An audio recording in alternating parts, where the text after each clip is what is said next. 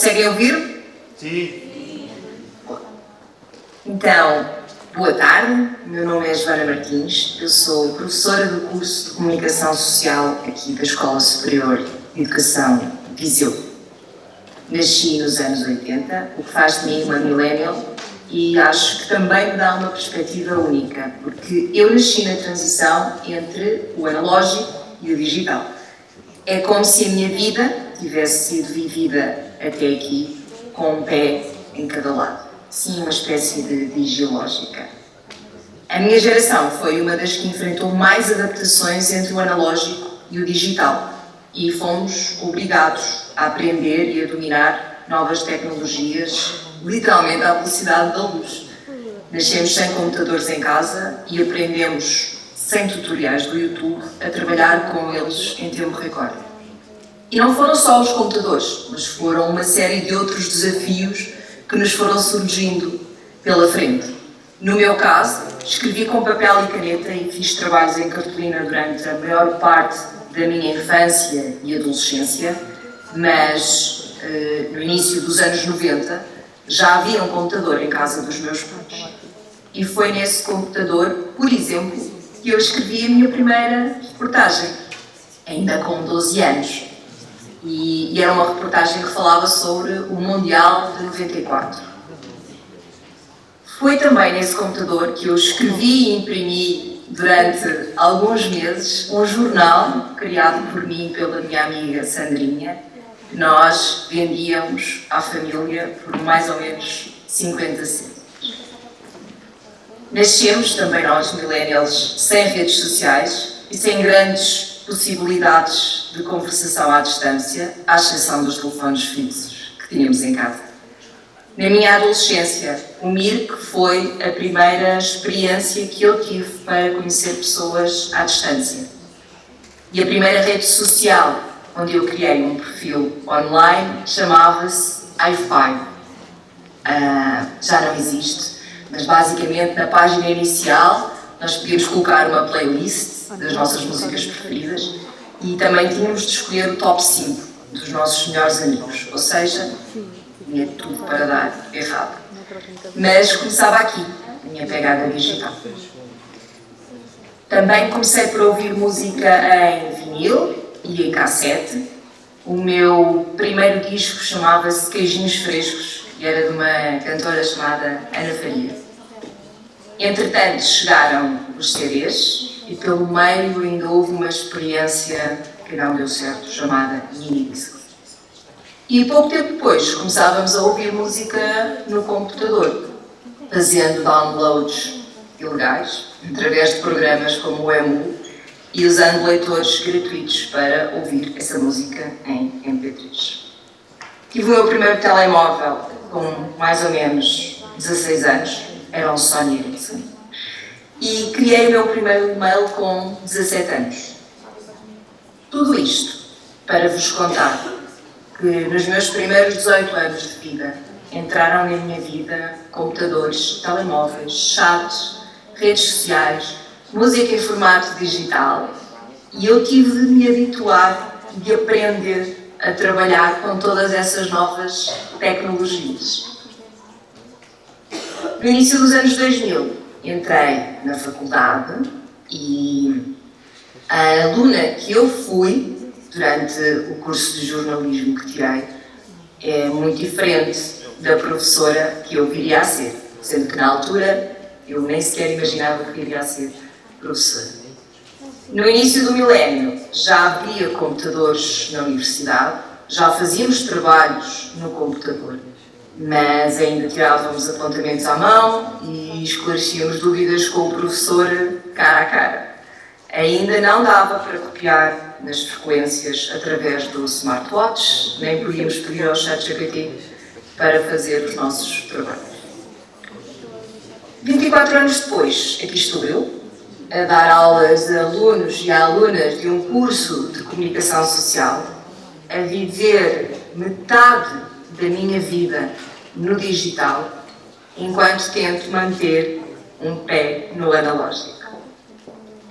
Porque, do meu ponto de vista, o ensino superior em 2025 é aprender a utilizar novas ferramentas, hoje em dia quase todas com base em inteligência artificial, e que são auxiliares incríveis para o meu trabalho.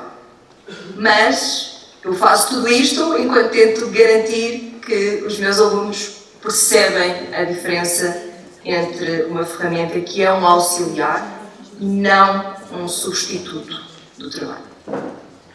24 anos depois, lá vou encontrando, acho eu, na maior parte dos dias, a flexibilidade necessária para me adaptar às formas de contacto com os alunos.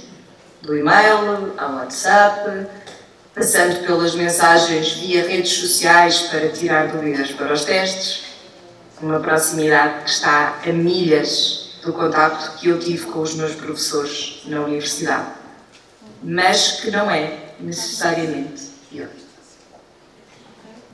E agora estive aqui em modo digital a falar sobre os primeiros anos da minha vida no analógico, acho que é a altura de chamarmos a Joana em analógico para falar sobre os desafios do digital.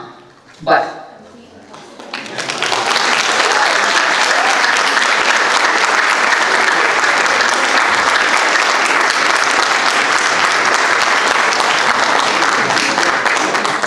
Olá, agora ao vivo e a cores, que é sempre muito melhor e muito mais interessante do que através do ecrã.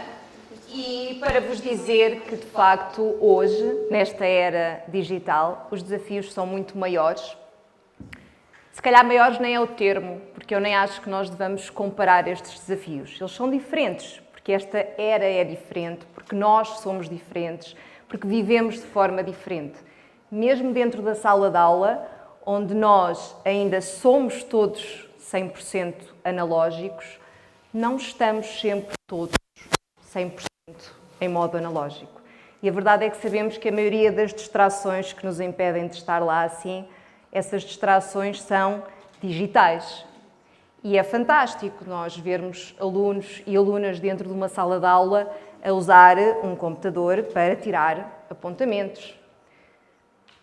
É mau quando esse computador está a ser usado para jogar CSGO ou para ver o primeiro episódio de uma série na Netflix ou para gravar e transcrever aquilo que o professor está a dizer. E então, o meu dilema, muitas vezes, é como é que nós resolvemos esta dificuldade, esta dualidade. É aceitar que dói menos ou é tentar explicar aos alunos e às alunas as questões éticas e o uso responsável destas novas tecnologias que, como eu comecei por dizer, ainda em modo digital, são de facto auxiliares preciosos para o nosso trabalho. E reparem, eu não queria estar a dar aulas com acetatos. Prefiro ser a professora que faz quizzes no final de cada aula. Eu também não queria estar a dar aulas só com livros. Eu prefiro ser a professora que leva um filme ou um vídeo do YouTube para a sala de aula enquanto material didático. Mas, ao mesmo tempo, eu também me tenho visto obrigada a ser a professora que dá alguns passos atrás e que regressa um bocadinho ao analógico. Por exemplo, as recensões críticas já não podem ser trabalhos que os alunos levam para casa e que entregam depois através do Moodle, porque quando isso acontece não são os alunos que fazem a recensão crítica, é o ChatGPT. E então aqui eu também dei alguns passos atrás e agora este é um trabalho que nós fazemos em sala de aula, com papel e caneta, numa folha de teste, com o livro à nossa frente, o que também não é necessariamente pior. E tudo isto para vos dizer que eu, millennial, acho sempre que tenho um pé em cada era e vejo sempre isso como uma vantagem competitiva para mim. Ou seja, eu continuo a ser analógica e a lembrar-me disso cada vez que o meu leitor de vinis dá aquele estalinho quando começa a música, mas isso não quer dizer que eu não tenha as minhas playlists no Spotify e algumas convosco. Portanto, sinto sempre que estou de um lado e do outro.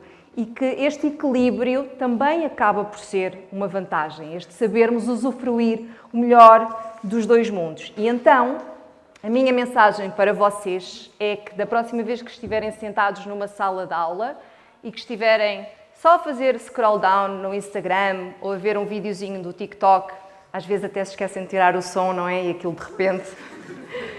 A próxima vez que isso acontecer, pausem, parem um bocadinho. Ouçam o professor, tirem umas notas, escrevam um bilhetinho para o colega do lado. Não se deixem ficar só no digital. Também não precisam de estar só no analógico. E a minha mensagem final é: não precisamos de escolher um lado. Podemos celebrar a riqueza do analógico e do digital, porque em cada um deles há uma parte da nossa humanidade. Vivemos num momento único da história em que temos o privilégio de experimentar o melhor dos dois mundos. Veja o meu exemplo, que escrevi toda esta talk sozinha e acabei de ler o último parágrafo escrito pelo ChatGPT. Obrigada.